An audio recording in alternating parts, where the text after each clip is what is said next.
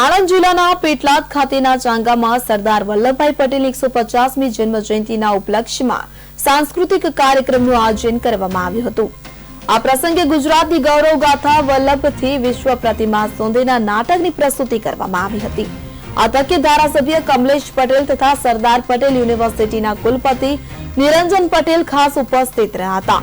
આ કાર્યક્રમમાં મોટી સંખ્યામાં ગ્રામજનોએ હાજરી આપી હતી।